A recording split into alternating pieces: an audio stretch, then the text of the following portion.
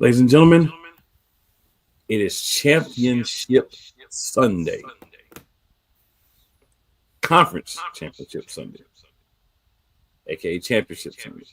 When we get to the big dog, that will be Super Bowl Sunday, just so we're clear. But it's Championship Sunday. We're now down to four teams, just four, that have an opportunity to be the champion of the NFL for the 2024 season. So, before we jump ahead and talk about that, we got to talk about how we got from the Elite Eight to the Final Four. Slide a little college basketball reference in there. But even before that, beside me today, I got my man TJ. TJ, what's going on? Hey man, just excited. Steelers aren't in it, but hey, there's still a lot of good football, and from the AFC side, go Bills. You know how it goes, man. Every few years, your team's in.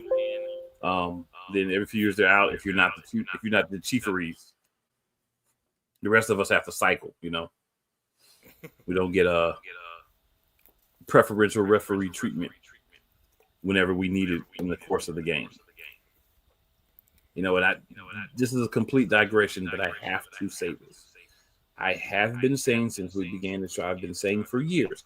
I've been saying since before we played the Chieferese in the Super Bowl a couple of years ago. If you play the Kansas City Chiefs in the playoffs or in a pivotal regular season game or the playoffs, there's one thing that happens all the time. The Farees half comes alive and helps them. You have to be able to beat them and the referees. And the only way you do that is you put points up every time. If you allow that game to be close late, you're going to lose. Period. It doesn't matter what other team you are. We saw a good bit of that. We'll talk about that when we get to the game. I just had to throw it out there, TJ, because it's been burning within me all week. Let the hate flow. Yes, sir. I hate them like you hate Kenny. Actually, I hate them more than you hate Kenny Pickett. And we know how much you hate Kenny Pickett. That's a lot. A whole lot, sir. I actually did a show yesterday with some Chiefs fans, and I made sure to let them know how I feel about the Chieferese and how they've been winning. And I made them acknowledge that they began help. That was a slight win for me. Still hate them just the same, though. But guys, we're going to get into this. Wherever you're checking us out, I appreciate you checking us out. But we're going to go ahead and slide into what's going on with the show. We're going to start with those games that I was just talking about that were played last week. There were four of them. Got to discuss them. So, we'll start in chronological order from the time that the game. No, you know what? We're not even going to do that. We're going to do them in the order that we want to. We're going to start last first. I would say the best game of the day was the Ravens and the Bills. I would say Sunday was better than Saturday as far as tightness of the game and trying to figure out who's going to win until the very end. So the Sunday night game we'll start with, actually. We had the Buffalo Bills triumph over the Baltimore Ravens. Said this other places, TJ. This is all I'm going to say, and I'll let you have it after this. Mark Andrews is the reason the Baltimore Ravens lost this game. I know we talk about all these other plays and other things that happened. Bateman dropped the ball. Some other things happened. Lamar threw some picks, whatever, turnovers. But at the end of the game, with an opportunity to put the game away, the drive before the last drive for the Ravens, Lamar Jackson drops back, hits a dime to Mark Andrews, who catches the ball, runs to the field, doesn't protect it. It gets punched out. He stands there and looks like, oh, the ball got punched out. What happened? Buffalo gets it back. If I remember correctly, they go down and get a field goal, which gives them the lead. Well, more of a lead where the Ravens had to score a touchdown. And I could be wrong, TJ. There's a lot of football, so maybe I'm mixing some games, but that's what I remember. So then the Ravens get the ball back. They get down the field. They scored a touchdown, but they have to make the 2-point conversion as well because it just gave up the field goal for the to tie the game. So They go for the 2 point throws the ball to Mark Andrews, bunny throw, hits Mark Andrews in the chest, hits his hands, hits the ground. Ravens lose 25-27 in a heartbreaker. And the ironic part about it is, even though Mark Andrews was the reason they lost, and I mean, I'm not saying other factors didn't play a part into it, but at the pivotal moment, two very poor plays from Mark Andrews were the reason why the Ravens are not advancing, or at least didn't have a chance to go to overtime. So Mark Andrews is a guy that's been so reliable for them. It's not like a hate thing against him, but to me, he was the reason. But shout out to Josh Allen and the Buffalo Bills. They did their thing. They capitalized when the opportunities were there, and they got to win. Your thoughts, sir? I mean, let me start off by saying, obviously, I'm a Steelers fan, so in between the lines, I hate the Ravens with a passion. They're the hated division rival. But in reality, when you take a step back and look, I feel bad for Lamar Jackson. Because at the end of the day, he's the quarterback. It's going to fall on him. Him and the head coach. Quarterback, head coach always get most of the blame. Very few accolades. Lamar Jackson, he had a great game. So did Josh Allen. It was really kind of it was a great matchup to see two quarterbacks who control the offense do that in the biggest game of the season at that point. But you got to feel bad for Lamar Jackson because he did so much stuff to help his team. They should be at least have had an opportunity to go into overtime. And I'm sure even though it's not supposed to, voters are going to look back and say, well, maybe he's not the MVP since this happened and that happened.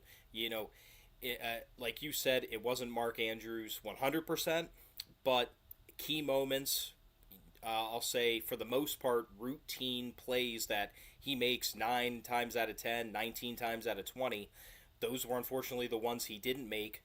I feel bad. Supposedly he's gotten a lot of threats and everything else. At the end of the day, listen, you can be mad, but it's a game. It's a football game, and I'm sure the man already felt bad enough. You didn't need to rub it in, too. But, kudos to the Bills. They pulled it off. They get that, that coveted rematch against Kansas City. And, in my opinion, this year is the best year to beat them just because of how lackluster Kansas City-wise their offense has been in terms of putting points on the board on a regular basis.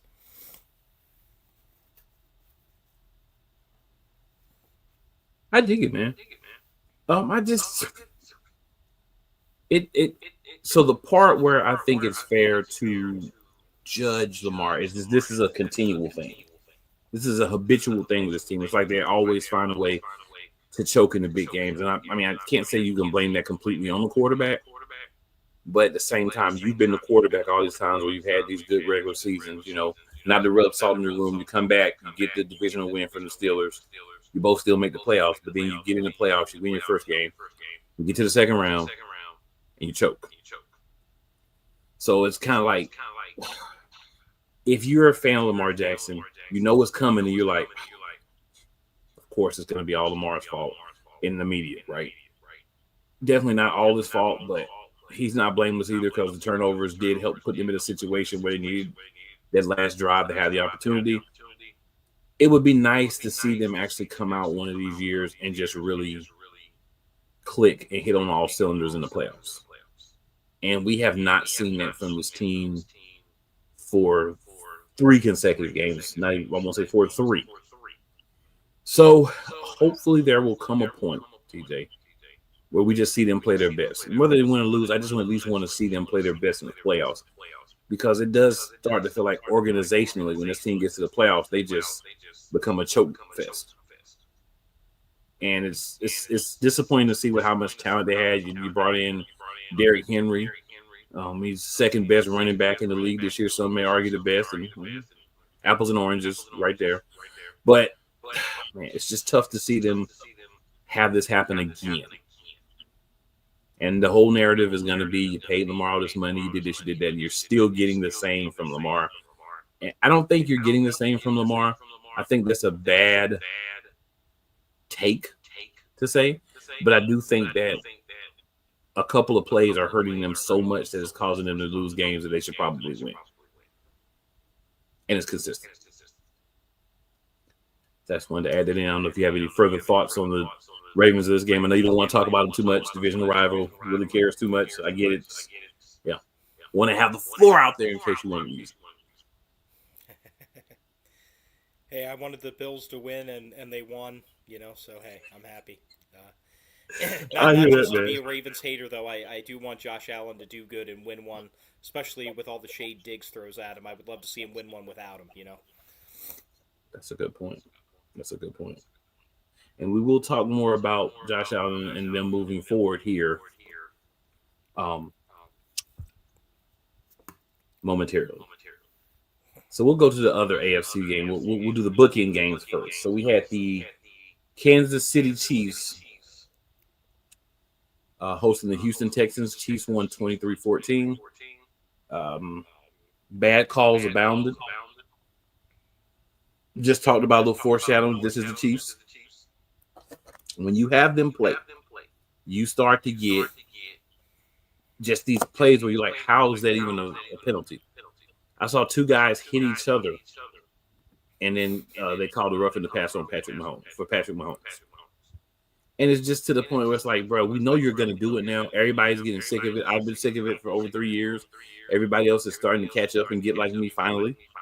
But I've been telling y'all, they're getting things that they shouldn't get, and it's aggravating because to me, it's to a point of it's not making the games fun anymore, right? Because you can, anybody can win the game, but when you've got the Chieferies and then you got anybody else, it's hard to beat the Chiefs and the referee. And again, it's not every play, but what happens in pivotal situations, games close at the end of the game, if they're up or down, it's under 7 points or under 10 points. Those plays are definitely going against whoever's playing the Chieferies. And if that causes you to lose, the NFL doesn't care. Because nothing's happening about it. They're allowing it to happen. And that to me is the main part that's frustrating. Is that you're allowing these things to happen and you know that they're happening. So, Houston was outgunned anyway, without their top two receivers. They played a good game, I felt like, under the circumstances, but I didn't feel like they really had an opportunity to win against Kansas City. They're not at that point yet, especially, again, with their other players, their other five people, the refs. Your thoughts, CJ? I thought it was just a disastrous game for Houston. It seemed like, calls aside, they just couldn't get out of their own way. Right. Ryan's on the sideline. You can just see it on his face over and over again. Every time they pan to him, it was just like, again, not again. Come on. It seemed like everything was tilted against Houston. From the start, really. But one thing that did surprise me, though, was even with all the turnovers and mistakes that Houston imposed on themselves legitimately, Kansas City never really took, I'll say, full control or total ownership of the game. Right. Like you would expect a championship team to do, like this Kansas City Chiefs team would have done the last couple of years in games like that. So to me, it was a win for Kansas City, obviously, and the questionable calls at the end, specifically I believe two there were that really were like, what are you doing? But even with that aside, the Chiefs are very vulnerable right now. That's all last week showed me, was even with all that stuff just snowballing against Houston, Kansas City was just able to scrape by. And so I'll be interested to see how they do today against the Buffalo Bills, because the Bills, just like earlier in the regular season meeting, they proved they can come out and smack you. So to me, it just proved that, if nothing else, like you said, Houston close but not quite there yet, and Kansas City definitely vulnerable in today's game against Buffalo. I dig it, man. I dig it. I talk a lot about that, but again, the way that you combat that is you go out and you do one really wild, quote unquote, wild thing. Very simple. Score every time. More touchdowns and field goals, but score every time. You have to get a lead enough to where it's like, well, even if we help them, it's going to be too outrageous. That's the only way I feel like you can beat this team. Because they're gonna something's gonna happen. Some calls are gonna go for them. You just gotta outplay them. You gotta completely outplay them, and it's doable. Just gotta make it happen. Basically, have to Definitely try and doable. boat race them like Washington did against Detroit. Yes, yes, sir. Motorboat them, boat race them, all those things. You got to really make it difficult, and I think that that's something that a lot of people haven't been able to do because they do kind of lull you to sleep a little bit. I feel like when you're playing, you kind of they're not playing as good, so you're like, oh, we got some time. They're not playing like they should, and you get a little relaxed, and then they hit you with what they doing. And I'm not knocking the team saying that they can't play or they're not good. I'm just saying they are getting extra help. And honestly, I don't think they really need it, and it taints something that they really don't need to happen. But it is what it is. So we will move on. So the other Saturday game, the Commanders and the Lions, Washington marched into Detroit and manhandled those gentlemen. I mean, I don't really know another way to say it. They manhandled it. TJ, I'm gonna let you go first. You talk to the people. What do you think about that particular matchup? It was just a perfect storm for Washington. They came out quick. They were able to do whatever they wanted offensively. Defense forced some turnovers that were uncharacteristic of Jared Goff this season. Uh, just we were all wondering, and I doubted it, but we were all wondering, are the injuries specifically on the decimated defensive side for Detroit, is it going to catch up to them? I thought they'd be able to overpower it, but Jaden Daniels, man, with ice water in his veins, came through, and proved everyone who was thinking like me wrong. They played lights out. Dan Quinn, man, talk about just a turner instantly turns around the team, and now he has a team that hasn't been in it since the '90s in the NFC Championship game. I mean, that's good. He's trying to not necessarily erase. You can't erase the loss in the Super Bowl, but you can overshadow it with greatness, and that's what he's trying to do right now. In my opinion, he's already done it because he's put Washington back on the map when they were just abysmal from literal ownership down the bottom for years. I'm sure as an Eagles fan, you're not necessarily happy to hear that part, but you know, hey, at the end of the day, though, they did great. Dan Campbell, he knew that you could tell by how emotional he was that basically his coaching staff was going to be picked apart, which they have been, for Yep. head coaching vacancies, and he let all his emotions fly. He was upset, and you could tell he was thinking on the sideline, especially towards the end of the game. To me, it looked like he was looking on and saying in his own head, "Man, what could have been without injuries?" It's just the truth. I understand next man up, but when you got 7, 8 guys on one side of the ball on the injury report, that's really hard to overcome. They got a couple guys back, but not them all, and it showed.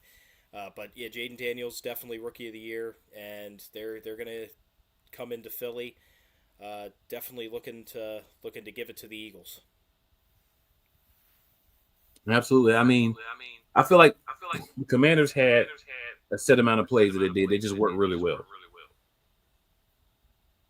Detroit never made the adaptations to those plays. They just kind of let them keep doing the same thing over and over and over again. Credit to Washington for figuring out how they could attack Detroit and staying with it unless they made them change. And they didn't. They ran a lot of screen passes and different things that just on the same side they continued to work. It felt like they were running the same 4 or 5 plays, just continually. And no hate, because if you allow it to happen, the team, if you find something that works and it's not broke, why fix it? That's one thing I'll say a lot of the other teams do. They get in these situations like this, everything's working, and then they find a way to blow it. They didn't do that. So they deserve, I don't even want to do this. They deserve kudos for having a good game plan that worked, and adapting to what the Lions were doing. There you go, Commanders fans. But you won't hear it after today. But there's that. But I just like, big Jaden Daniels fan. I think he brought a whole new dynamic to the team. I know some people have been talking about it as just the greatest rookie season ever. I don't think it's the greatest ever, unless they go to the Super Bowl or win the Super Bowl. But I do think it's top five. I think you can look at Cam Newton, Justin Herbert, Russell Wilson had really spectacular rookie seasons. Someone tried to make the argument with me, but they had better defensive play. But the same person made the argument with me earlier in the show that it doesn't matter what happens on the other side of the ball because the quarterback doesn't play defense, the defensive players don't play offense. So, I mean, I just like to have the same criteria. I don't like the bar to go all over the place depending on what we're talking about. So, based on their own criteria, I have to reject their deposits. But yeah, that's what I think. Excited to see this NFC Beast, we like to call it, championship game. But we will talk about that later. We first have to talk about the other team that made that happen, and then we're going to give some thoughts on these coaching hires that happened. Because every job but one's already full, and I think I know who's taking the other job. Unfortunately. All right, so the last of the divisional round games, NFC divisional round game in the Snow Bowl. The Rams versus the Eagles. The Eagles win 28-22. The reason it was a 6-point game is because Jake Elliott missed extra point again. Not happy about that, but things happen. We still won the game. Win the game is important. And factually speaking, this is crazy. I was looking up stats because I've been having a little bit of insomnia here, so I was looking at the stats. And we're undefeated in the playoffs with Jake Elliott when he misses a field goal. I mean, excuse me, an extra point. Crazy, but facts are facts. So there's that. Man, watch this entire game, of course. This is not a good game. Neither team played, and I know you had snow and whatnot, but even with the snow, this was not a good game.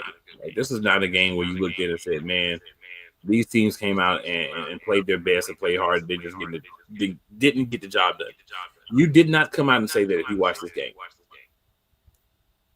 You did not. This was overall just sloppy. A lot of missed opportunities both ways. But in true Philadelphia Eagles fashion, nothing to brag home about, nothing to write home about, nothing to be too excited about, but they did win. And we take wins over here, but at the same time, you want to, as you get better, deeper in the season, you want to be clicking. I can't say that we aren't clicking, but I can't say that we are either. My biggest concern, even in this game, play calling. Jalen hurts his leg. We put him in and then have him sit in the pocket long enough to where he gets a safety. A mobile quarterback that just hurt his leg and had to put a sleeve on to continue to play. That's what you call it. Those are the type of things that just frustrate me. I'm fine with losing. I'm fine with winning. I'm fine with the ugly win here and there. But just those bad decisions can hurt you at the wrong times. We also did a bootleg when we were trying to run out the clock with Jalen Hurts with the hurt leg. And needless to say, failed miserably. That's why the Rams had an opportunity to get down late in the game and at least get in position to score a touchdown. They weren't able to finish, which is why we won. Because all they would need to score and do an extra point, they would have won because Jake Elliott missed the extra point. But enough was done to win the game. You can't complain too much, but you can point out the flaws and the things that need to be better so that you can continue to win. And that's where I'm at with the Eagles right now. What's your thoughts, TJ?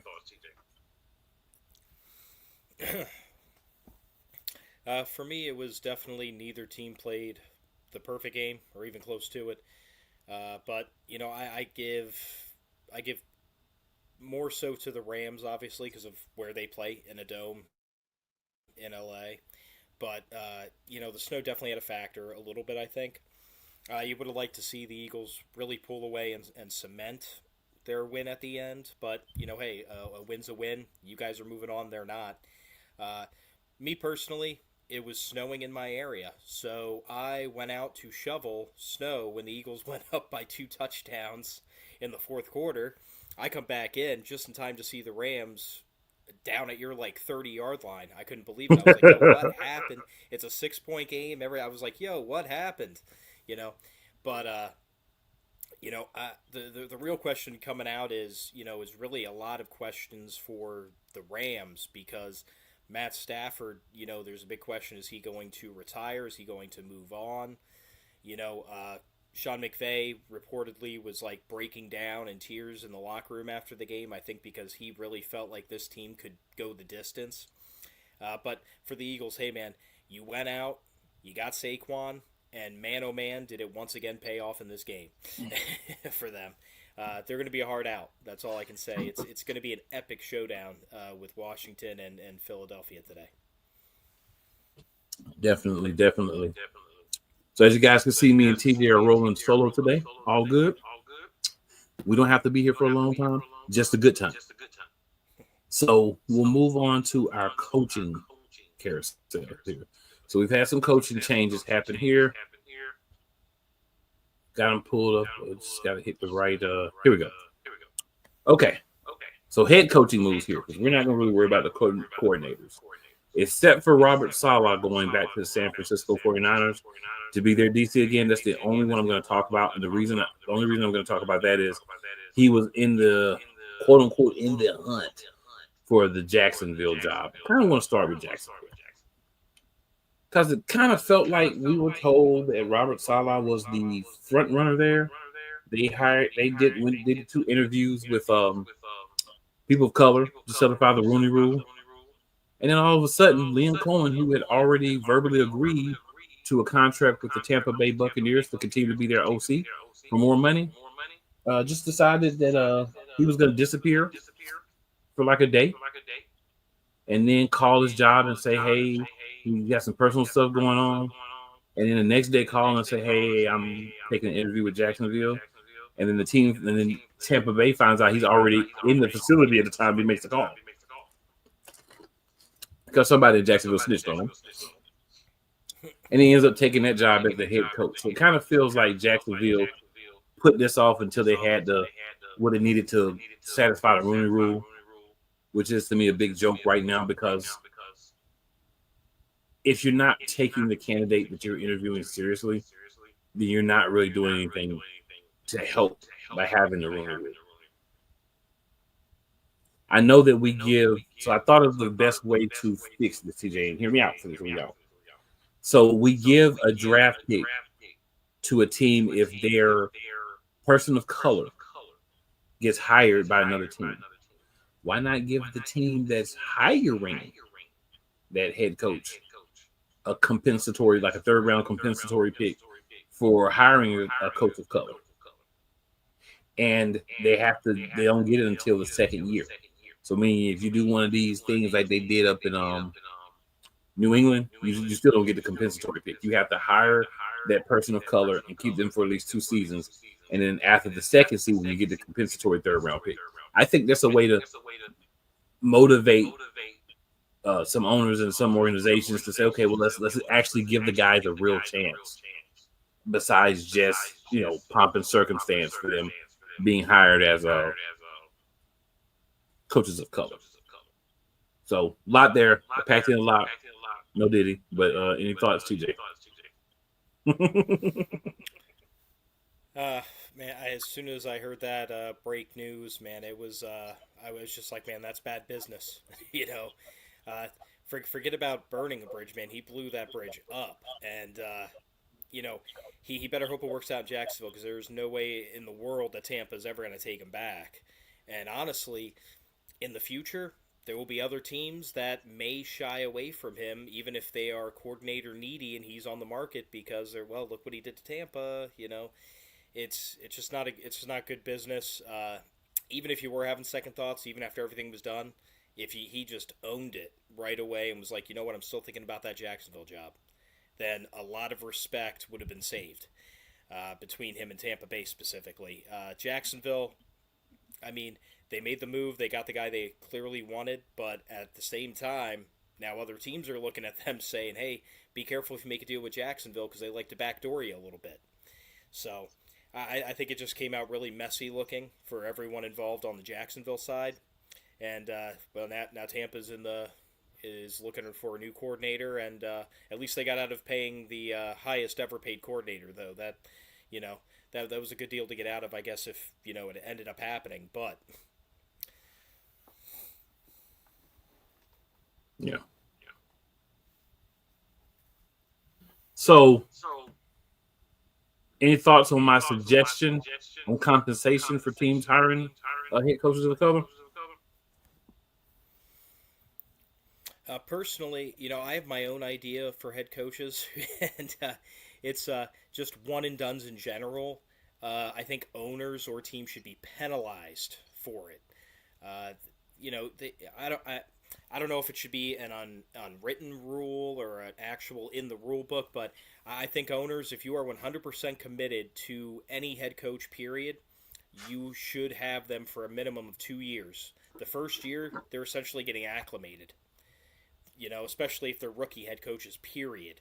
I feel like they should get penalized. If you do a one and done, you have to pay a fine or you lose, say, a fourth or fifth round pick, something like that, just because it's just too impatient and it's making the position of head coach seem almost a little novelty-ish, just because of how often one and dones are happening within the last decade now.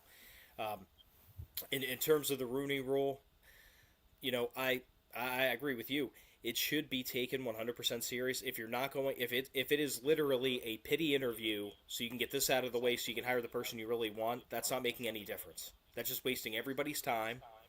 And for all you know, the coach of color that you are interviewing, it's a pity interview, but they could literally be like living, dreaming, sleeping this, and then you're just going to wreck them like nothing because, well, we have to. It should be done with purpose, not just because the rule's out there, and a lot more coordinators should be considered seriously for head coaching jobs instead of just the constant retread over and over again. Absolutely, absolutely. So, a couple of comments here. So, sports PSP says Chiefs versus Eagles rematch. Absolutely.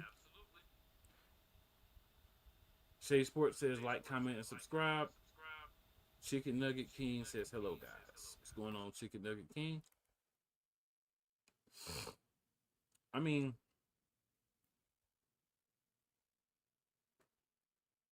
after that whole wild experience there, the most shocking one to me was Las Vegas Raiders Pete Carroll. Uh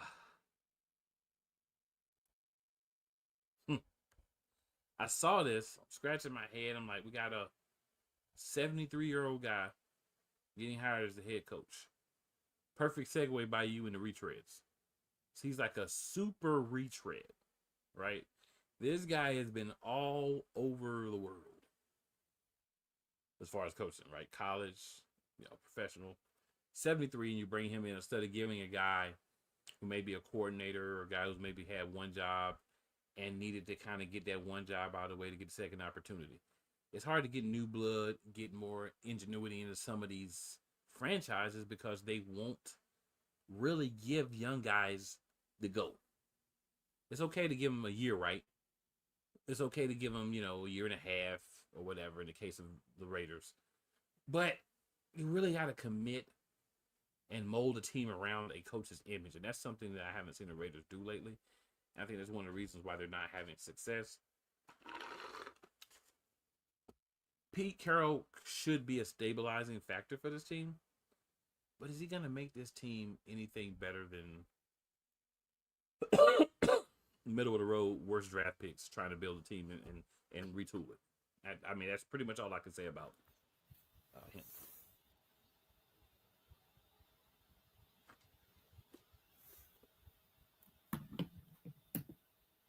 Your thoughts, sir? Well, for the Raiders, I like the way that they went from one extreme to another. First, they give the rookie, head coaching offer, get rid of him real fast. Now they go with someone who has a lot of both college and pro experience and has won championships at both levels as well. So I think they're in pretty good hands right now with Pete Carroll. They're also building, staff around him to make it seem like he's going to succeed. The only question I have is long term. What is that for them? Because he's essentially like a bridgehead coach because he's already in his 70s. So he's probably only going to be around for a max of maybe 3 to 4 years, 3 to 5 years, even if things are going well.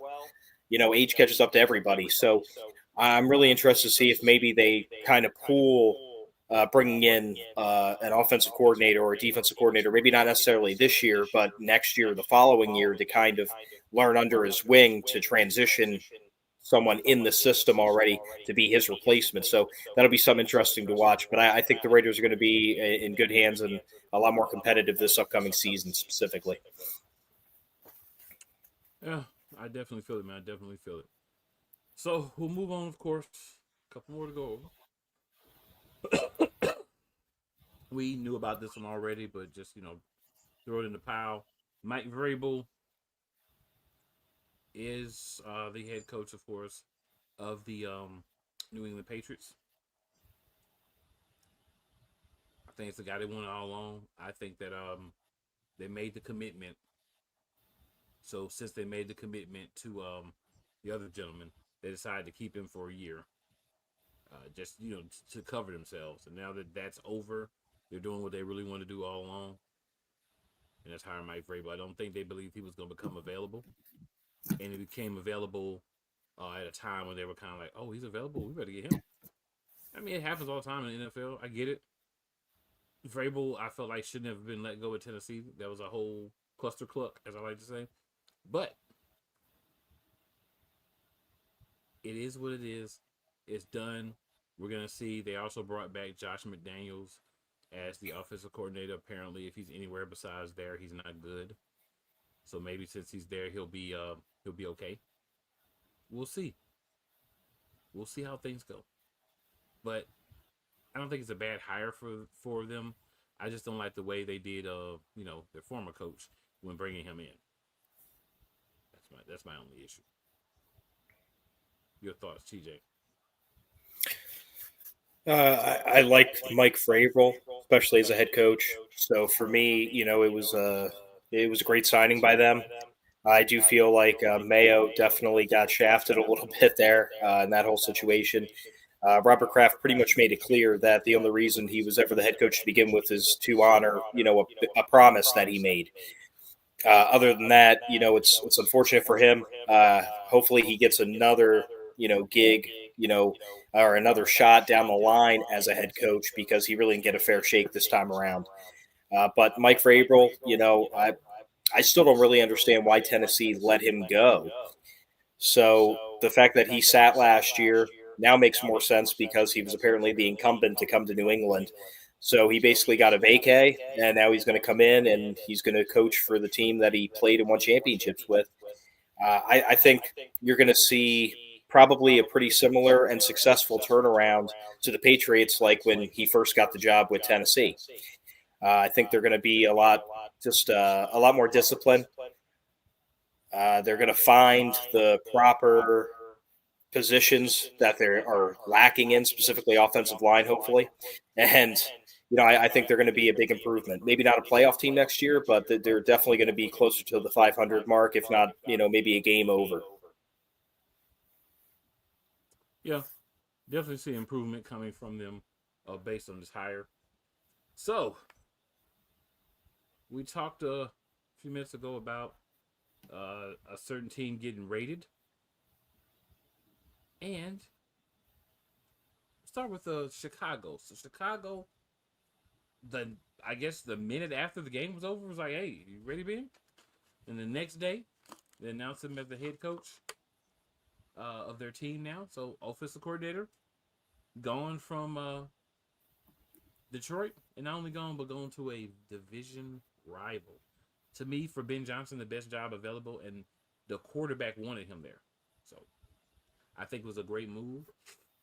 I think it was a great way to set up that team for future success.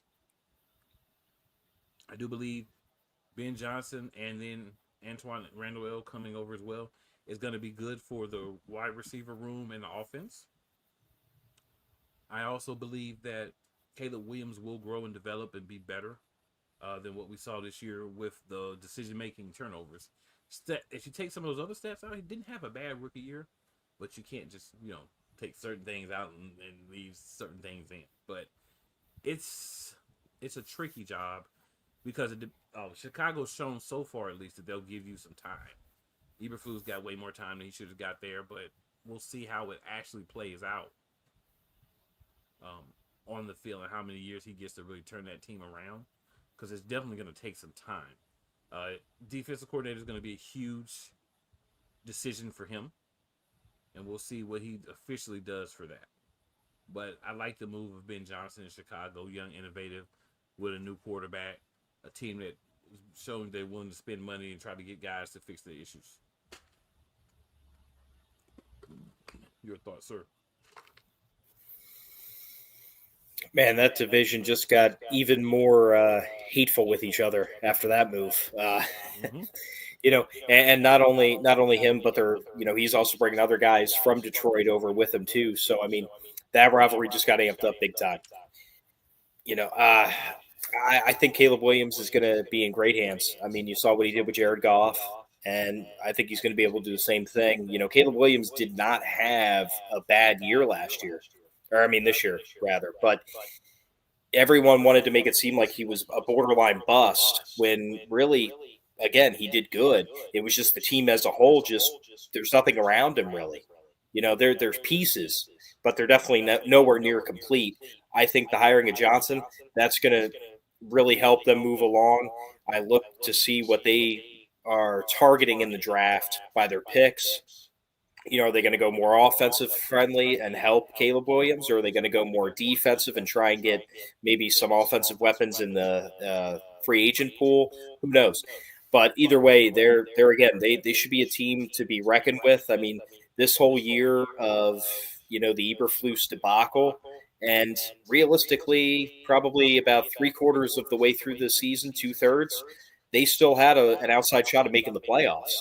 So I think now you bring in a very competent, very capable head coach and staff who, coming from Detroit now, have a history of being successful. I think you're going to see a quick turnaround in Chicago as well. Yeah, I think you give him some time, and it will be what it needs to be. It just needs a little bit of time there. So definitely agree that was a good decision. Another, I think, foregone conclusion. You just had to wait for things to line up for it to happen. Was Aaron Glenn to the New York Jets, former player. We know there was mutual interest, but it felt like he was saying, "I'm gonna wait until the Jets are done before I really dive into it." He waited a few more days than Ben Campbell before he got announced, but still both happened this past week. Therefore, concluding the exodus, and of course he'll take some coaches with him, I'm sure, from the staff in Detroit. But both coordinators gone, and I can tell you that losing both of your coordinators, and if you're not able to replace them with real quality guys, it sets you back. Um, when you have a young quarterback or a quarterback that's having a quote unquote renaissance in his career, that sort of thing, and the offensive coordinator changes and that staff kind of moves around and is a bit different, it can hinder their development. But on the Jet side, Aaron Glenn gets the opportunity. And it's good to get the opportunity. Now it's what do you do with your staff, your coordinators, your staff, and everything? Who's coming with you for Detroit? What are you going? How are you going to build that staff? Are there guys that the Jets want you to keep? Hopefully none on the defensive side because their defense struggled after they lost the coach. But so I think Salah did a fair job with what he was given. Glenn stepping into the situation, but it's kind of like I need the opportunity, so it's there. I got to take it. So it's a double edged sword or a catch 22, so to speak, for Aaron Glenn. But he gets the opportunity, and maybe he only have 1 year of a Aaron left, the Mushroom Man, or maybe the Mushroom Man will say I'm done here and I'm gonna retire. We'll see what happens. All yours, TJ. I mean, all I can really say is good luck to him because that's not a great situation to be in right now. Uh, if he was not a former player, I highly doubt he would have gone there, in my opinion. But I respect it. He's going back to the place he once played at, trying to help turn them around. And like you already said, a lot of questions. A lot of questions. Is Aaron Rodgers coming back? Is he going to try and force his way back, or is he going to leave, retire, whatever? Glenn's got a tall task ahead of him. Uh, he better, again, build a good staff because he's going to need all the support he can get. And, with Woody Johnson, maybe he should take a page out of some other owners' handbooks and start to take a step back maybe with this new head coach, see if maybe that approach works because nothing else he's tried in the last decade and a half has. Fair enough. Fair enough. There's one job left, but before we get to that, we got a comment from Shady Sports Network. It says it's ironic the Raiders chose to hire a veteran HC who was let go after 1 year in his first coaching job, only to go on and find success everywhere else he's been.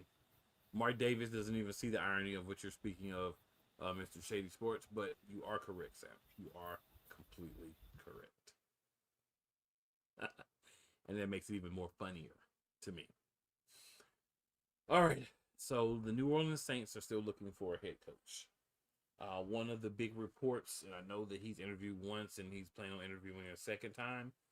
The offensive coordinator for the Philadelphia Eagles, Kellen Moore, is a big candidate for that position. So I know that's one. And then I did want to save this one for the end. The Dallas Cowboys hired Brian Schottenheimer.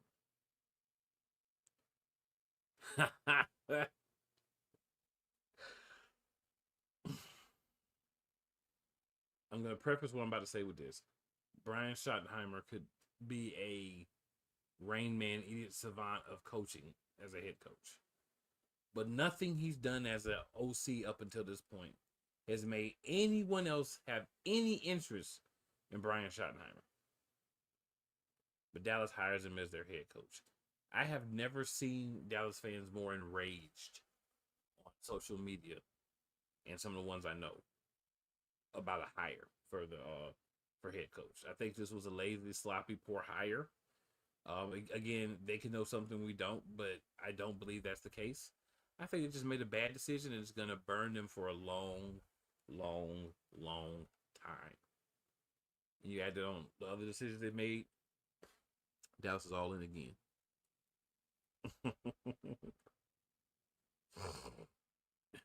Your thoughts, TJ?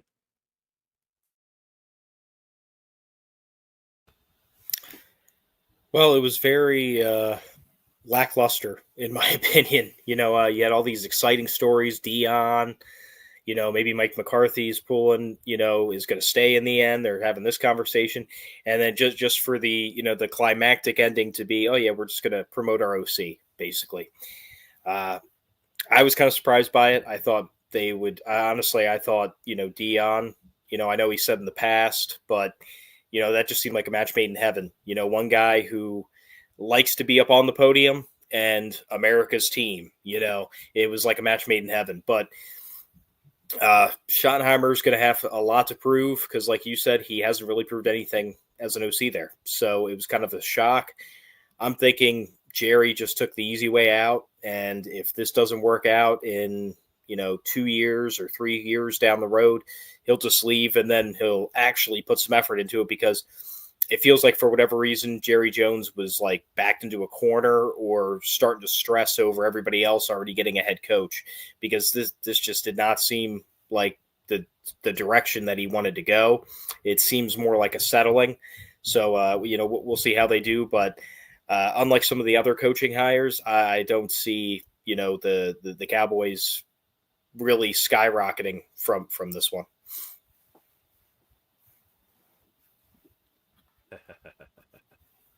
Yeah, and Kellen Moore, if he leaves, he leaves. But how about you wait until we're officially eliminated or win the Super Bowl before we start this mess, Mr. Moore? And that could be why the Saints haven't made that decision yet, because they're, he's definitely in the running, and maybe coaches from the other three teams that are here are also in the running. Maybe they're looking at the Commanders OC, Cliff Kingsbury. That's been a guy people have been talking about. Maybe looking at him. So maybe some guys are looking at it, just haven't had that happen as of yet. We'll see how things pan out with that last job. The Saints, if they do get somebody in before the week after the Super Bowl, and we're doing a show, well, probably the week of the Super Bowl. We don't need to do it after the Super Bowl, so it's not really a pregame report at that point. But if they get a coach before then we'll definitely talk about it here on Pregame Report, presented to you by Shady Sports Network and Sports Wave Network. All right, so we have concluded talking about that. So the only thing we've got left is 2 previews. TJ, we're moving good on time, man. We're moving good on time. So today,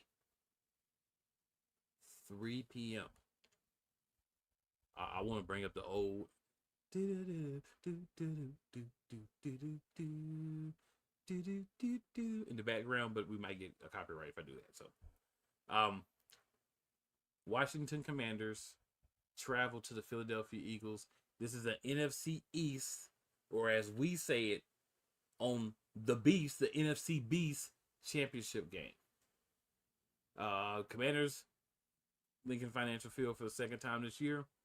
They're playing the Philadelphia Eagles. We know who I have. That's not anything we need to try to figure out. I think you guys should be clear on who I have. But the reasons why is what I want to get into. But before I do that, I'm going to let TJ go, because you know how it is when it's your team. Sometimes you kind of go over every single thing. You don't leave something else. So we're going to do that. But before we do that, real quick, a couple of comments here. Said in the building in the chat today, says, Pete followed Jim Harbaugh everywhere. Laugh out loud. I agree. I did see that meme. I liked it. I wish they would have had more of a stalker vibe for Harbaugh's side. But it works. Sid also says, Jerry said he ain't giving no power to a coach. Laugh out loud. We definitely accomplished that. TJ, the floor is yours, sir.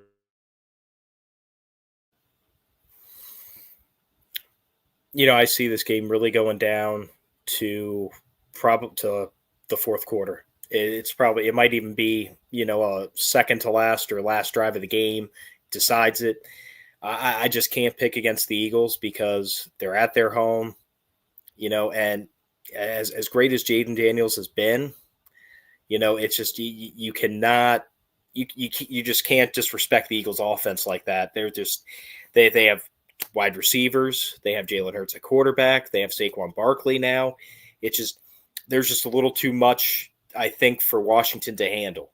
If this was maybe next year or 3 years in, and they had and they had been playing better, they had been good for a few seasons now, I could see them pulling this victory out. But I just think you're going up against a seasoned Eagles team that a few years removed from a Super Bowl appearance, and they want to get back. So I see this being a really good game. It's probably going to, 27-24, 31-27, something like that. But I just see the Eagles pulling this one out in the end.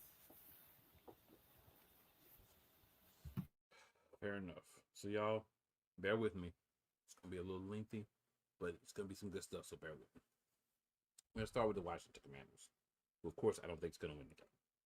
But Washington is going to be a team that's going to be difficult for the Eagles. This is the third time seeing us, our third time seeing them as well. So in those situations, those teams kind of have 2 games of film to go through, chop up, and see tendencies, things that teams like to do. They're missing Deron Payne. We're missing Kobe Dean, and of course, Brandon Graham. Cam Jurgens is going to be a game time decision. His back has been his issue. He hasn't really practiced a lot this week. Done some of the walkthroughs, but no real practice. If he can go, he's going to give it a go. If not, then obviously he won't be out there. But having him and not having him, I think, would be a big difference. Even if he's at 75%, I think 75-80% of Cam Jurgens is better than anyone else that we would put at center for the Philadelphia Eagles because Jason Kelsey's not an option, right? Unless he's going to come out of retirement and play. So there's that. I think the Commanders, Jaden Daniels, if he can get off and do what he did in the second game against us, they scored a lot in the second half, and they only had the ball like 10 minutes. And I'm being generous when I give them 10 minutes. But they would still manage to get a lot of touchdowns and win the game because of that. So I think having Hurts in this game is pivotal because it makes things different. You have to always look at him. And by the way, he's going to be able to run. Now, he may not be run as much as he has in the past, and he may not have the same quickness, but he's going to be able to run. And I do foresee him running the ball some because that RPO runs a lot better when you have Jalen Hurts in there because he is a threat with his legs as well. So I think that's going to work. I think that we're going to see a big day finally from A.J. Brown in the passing game. And a big day could be 4 or 5 catches for 60, 70 yards and a touchdown. But I think we'll see A.J. Brown have a good day. I think we'll see Devontae Smith make some catches. These are two guys who historically over their careers with the Eagles have had good games, a lot of good games against the Commanders. The question is, can we put up enough touchdowns so that when we get an early lead, we're not falling behind or letting them catch up because we're just putting up 3 field goals. So what happened the last game, of course, Kenny Pickett was a quarterback for most of that game. We were only getting field goals. We were having good long drives, but they were ending in field goals. We need to get some of those in the end zone, and we win that game. So if things hold true to what they have the first 2 games, and we start off early, strong, as we did the second time we played them, I think the Commanders are going to be in trouble. They're going to be forced to kind of abandon the run, except for Daniels, and throw the ball a lot, and that's not the strength of attacking the Eagles defense thrown into our secondary. You got Cooper DeJean, you have Quinyon Mitchell, who is back, and then you have sometimes big plays, sometimes no play slate. He's been big play so far in the playoffs, so I think he'll continue to do that. When you look at the reverse of that, the Commanders' defense has been very susceptible to the run. The run is what the Eagles want to do, right? The Eagles' game plan, healthy Hurts, injured Hurts, no Hurts. Run the ball. I would like to see us take it to the extent of getting, Gainwell about 10 to 15 carries this game on top of 20 to 25 for Saquon. I just want to run the ball down the throat, control the clock, get them less opportunities, and make it a desperation game at the end. For Commanders defense, they've actually been better than I would anticipate throughout the playoffs, which is why they're where they're at. But this is a team that knows what they like to do, where they can get them, and I think this is going to be an opportunity to get them. I still think the game's fairly close. I don't see a blowout just because we have not blown out anybody of any statue throughout this regular season and playoff for the most part. So I think you'll still get a close game. I'm going to go 31-24 for my final score. A decent win, but not a resounding win, but a win is a win, and I think that's more along the lines of what our coaching staff believes. Coaching. Defense, I give it to us. Everything else, I give it to the Commanders. I don't know what's going on with the combination of Sirianni and Moore, but it doesn't look good a lot of the times. It does sometimes, but not a lot of the times. Hurts has regressed throughout the games. He starts off playing better than he does midway and the end of the game. I don't know if maybe that's just part of him getting back together, or if that's just what we get. I don't know. We'll find more out about that today. I will when the rest of everybody else finds out. The Eagles should win this game. The Eagles should win this game pretty solidly, not on the scoreboard, but on all of the measurables. Time of possession, turnover battle, all those things. Win all those things, you're going to win this game against the Commanders, and we're going to hunt. In 2 weeks, we're going to hunt again. All that's left to do is play it on the field. I could also go into the topic of their DC saying if Hurts runs like a running back, we're going to hit him like a running back. Only thing I'll say to that is I know Commanders fans have been telling me he says that all the time, and he said that about Baker Mayfield. Baker Mayfield's not running the ball like Jalen Hurts or whatever. But I'll say this: you have a running quarterback yourself, sir. So when you're running around telling people that you're going to hit that quarterback like he's a running back if he runs the ball, be sure that Vic Fangio is telling his defense hit him like a running back when he runs the ball, since he's going to hit Jalen like that. So you not the wisest decision, seeing that he's already had a rib injury this year. But that's what happens when guys start talking. Anything else you'd like to add to the Eagles Commanders game, TJ? This is for my mom. Fly, Eagles, fly. We love TJ's mom in Eagles Nation. So y'all know. All right, so we'll move on to Bills Chiefs. I'll make mine quick on this one, and then it's all you, TJ. The Bills should win the game. The Chief Farees are going to get help from the last part of the name, as they always do. I'm going to pick them, but I so hope I'm wrong. I so hope that somehow Buffalo finds a way to win this game. The rest of the league, I don't know if I'm sure you guys have probably seen the meme where they basically take the scene from Avengers Endgame where everybody comes through and they have everybody be all the different teams and everybody versus the Chiefs, and the Chiefs are basically Mahomes and some of the more prominent players are the bad guys. I definitely agree with that. I think the whole world wants the Chiefs to not even get to that third Super Bowl in a row. But we'll talk about this later. But I do think there'll be a wrinkle if the matchup I think happens is going to happen. But we will see what happens before we go any further. But I am picking the Chiefs. I'll say 21-17. But if I'm wrong, I will not be happier in all of existence. In my time, I can remember picking anything to be wrong.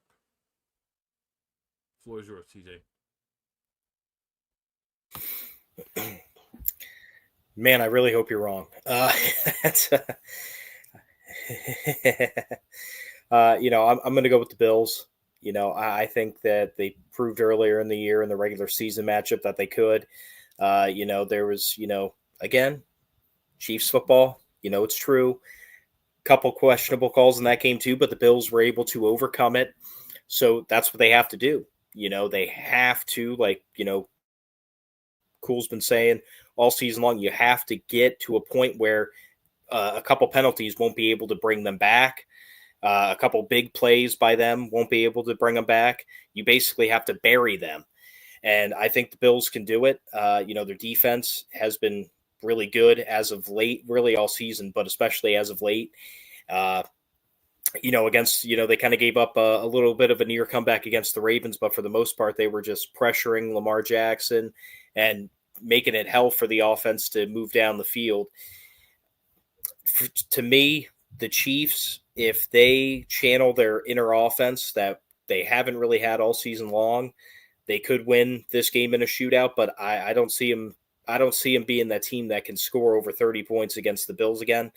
I think it's going to be similar to the last game. It's going to be on the higher scoring side of things, but the Bills are probably going to win by, I'll say, somewhere around like 11-14, because, again, they're going to want that late two-score advantage. That way nothing crazy can happen. So I see them winning like 35-24, 38-24, something like that, similar to the final score in the last game.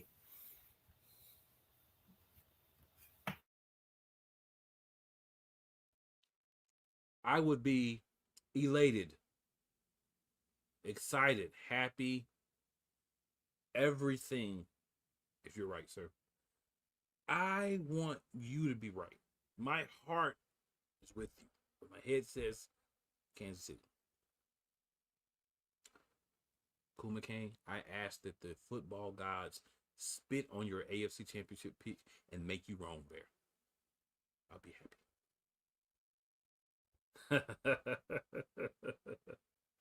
So, anything else you want to say before we get out of here, TJ? We only at about an hour, but hey, we went through everything. You know what I'm saying? Bills Eagles Super Bowl.